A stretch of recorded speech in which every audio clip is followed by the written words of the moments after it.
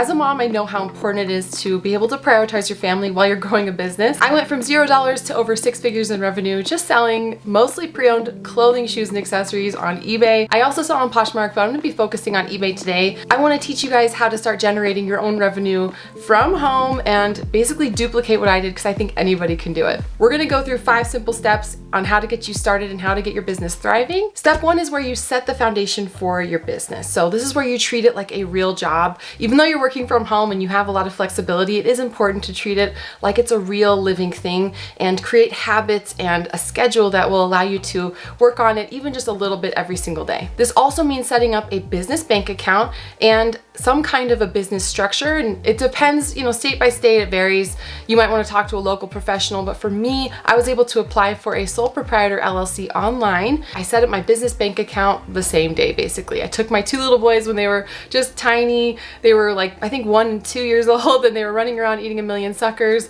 while I was setting up this business bank account with the very kind teller at the bank. And setting up that business structure is really important to not only help you feel like you're taking this seriously, it helps set up the structure for your business, which is really, really important. And when you set up your Amazon account, your eBay account, or whatever, you're going to use all that business information, your business name, your EIN, your employer identification number, and all that to get you set up. If you've never done it, it sounds overwhelming, but it's really easy. I promise it's not as overwhelming as it seems. Good morning. I'm here in my kitchen and I'm going to be taking my daily multivitamin, and I love using Ritual. The Symbiotic Plus supports your gut, digestive, and immune health. And what's great is that with these multivitamins, you can take them on an empty stomach. I also take the Ritual Essential for Women, which again, I love. I love that these are sourced transparently so you know what is in the multivitamin that you're taking. Iron, folate, vitamin B12, zinc, all of these things are designed and formulated to help support our health and our bodies. I feel comfortable knowing that these are the highest quality ingredients that I could be putting into my multivitamin to help fill those gaps in my diet. They also have this really nice minty,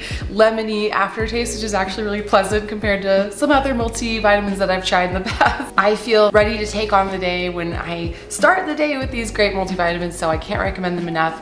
And if you guys use my code HUSTLE20, you will get 20% off your first month with Ritual. Ritual is awesome because it's a monthly service that will deliver these vitamins straight to your door, so you don't even have to think about it. You can start your day in a really positive way. I think it's so great to get yourself into the habit of taking care of your body inside and out. Thank you again to Ritual for sponsoring this portion of the video, and now let's get back into it. Step 2 is where the fun begins because that's where you find your inventory for selling. For me, I have primarily focused on clothing, shoes, and accessories. You can focus on whatever you want. I was doing a mishmash of everything, but I found that I had a really solid process for clothing and shoes, and so I did decide to focus on that. The returns are easy, it doesn't break, it's not hard to ship. It's just a very easy business model to scale, and that's kind of why I chose it. Finding inventory. So when you're starting, and how I started was just going to thrift stores, going anywhere you could, garage sales, yard sales. You can go to department stores at the clearance aisle, TJ Maxx, wherever. When I was first starting, I had no idea what brands were good and which ones were bad. I had no clue.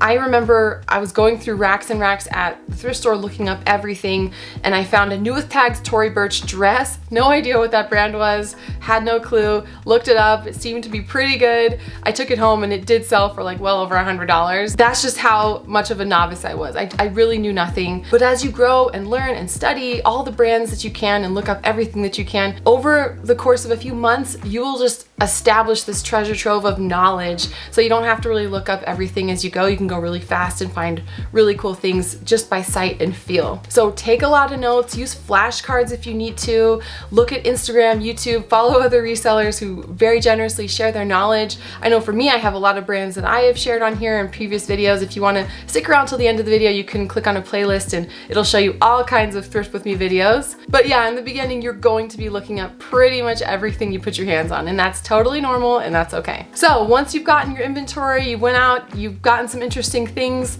now you're going to list, and that is step 3, listing. Listing is definitely one of the key components of your business, and no matter what other tricks or tips you hear about how to get sales on eBay, listing consistently will always be at the very top. That's the best way to show up in search, to get decent sales, to have your store be active and thriving, and that's to just list consistently. The best tip I have to get your items sold and have your eBay store thriving is to list as often as you can. And that's something I didn't understand about eBay when I first started. I thought you could just throw something up on eBay and it'll sell eventually, and that's how it works. But no, if you have an active store, if you have a lot of good feedback, if you have top metrics, then your items sell more quickly, and the more you list, the more you'll sell. I think it's healthy to establish a daily listing habit. Even if you can just do 1 or 2 a day, I think it's really good to just get into the routine for yourself. Again, it's all about treating this business like it's a business and taking it seriously. For me, once I've steamed and cleaned all of the clothes that I've brought home, don't overthink photographing. I just do flat lay on a white background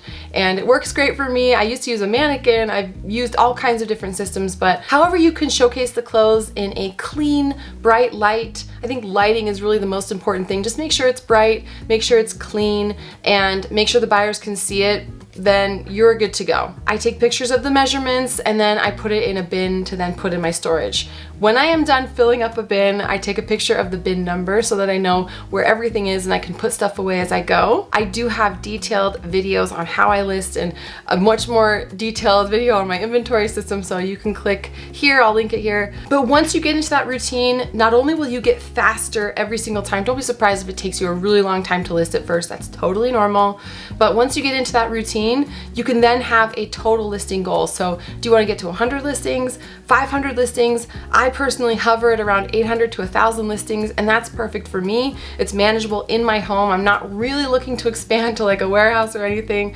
And those 800 to 1,000 listings generate about $5,000 to $10,000 a month in gross revenue on eBay. So it's been really great. So if that's what you want to aim for, I think it's a really good goal. But just know that you're going to see consistent sales as you have consistent activity in your eBay store. Step 4 is to figure out your shipping method. So you want to ship quickly and efficiently, and shipping can be kind of a headache if you don't have a system set up. We have a shipping table that we use that has tape and tape measure and a scale. I have all of my shipping supply information, like everything that I use, in my Amazon store link down below. You can click in the description and it'll just help you so much not to dread shipping, right?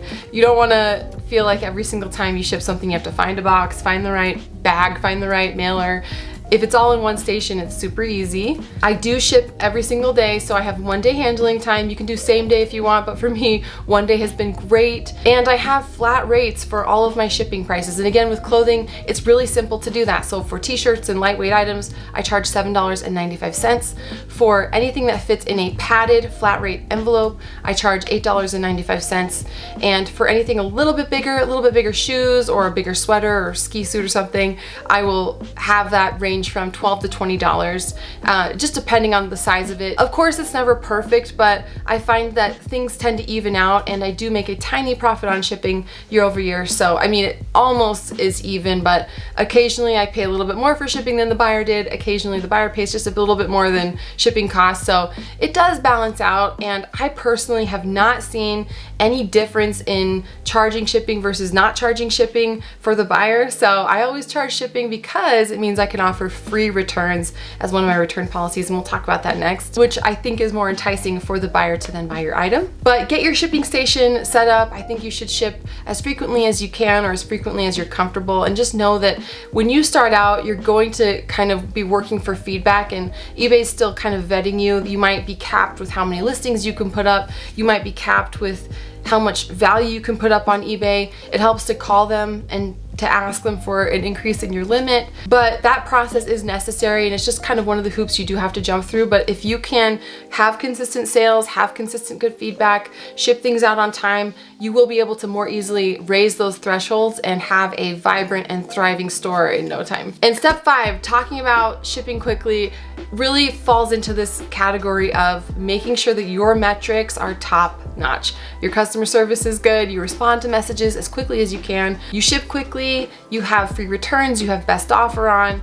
Really, you should utilize all of the tools that eBay has. I think every seller should have at least a basic store. I have the next step up on that, but A basic store allows you to run promotions. It's all part of establishing this as a business mentally for yourself, you know, knowing that this is part of your daily routine, this is part of what you're growing and what you're expanding. So having those really good metrics, having these services, having the tools that eBay gives you will all help you to get really good sales. If your organization isn't good and if you can't find items that you sold and you have to cancel orders, you will fall out of top rated seller status super fast, which will just plummet your sales and your search. It'll plummet everything. So don't do that. Keep your seller status top notch, top rated. Help keep the customers happy. And I found that if I give a refund or I do a return and the buyer still leaves negative feedback and I've refunded them, I can call eBay and usually get help pretty much every single time with the negative feedback that I've gotten, which is seldom, but it happens sometimes. That really helps too. Don't be afraid to call eBay customer service and ask them for their resources, ask them to help you with defects if you get them, because again, that's probably the most detrimental thing that could happen to your store, is to get these defects and to get these dings that prevent you from showing up in search. It's just kind of catastrophic, so don't do that. Do what you can to stay top rated, take care of the customer, treat it like a business, and I promise you will be just fine and you'll grow that little money engine that we've talked about. Now, of course, I'm not perfect. No one's perfect at all of this. I do make mistakes or I take little breaks from eBay, and that's totally fine. But it's been many years and I have established this as a business for myself. I know how to bring these sales back if I ever take a break. And when I'm in the groove and I'm listing daily and I'm shipping daily and I'm sourcing good inventory, my sales and my store is just thriving. So you can definitely do it too. And I think it's just the best job to have from home. You can totally own your time. You can do it during nap time, late at night, early mornings. You can do it around the kids' schedule. I personally am so grateful that I have this. It's blessed our family beyond compare. eBay has paid for many of our Disney trips and our other fun vacations as a family. It's paid for excursions and my kids' sports and fun new clothes, fun outings. It's just the best, and I love knowing that it's just, again, this little engine I've built at home that will continuously churn money for me if I'm consistent and if I'm patient. There were times I wanted to quit. There were times I was like, I'm so frustrated. It happens to everybody. Know that that's so normal. You get mean buyer comments or you get another return request, like a bunch of return requests at once. I feel like they always happen like a bunch at one time, which is super annoying. You know, these things happen and that's totally okay. Even if I just left eBay alone for a long time, which I wouldn't do, I could still churn out thousands of dollars in sales every single month, and that's with just leaving it alone. So knowing that you have this in your back pocket is one of the most powerful things you can have. And again, be patient, because I started with $0 and just a few sales the first year, and then I just slowly grew it over time. It takes time to grow eBay. It takes a lot of love and a lot of patience.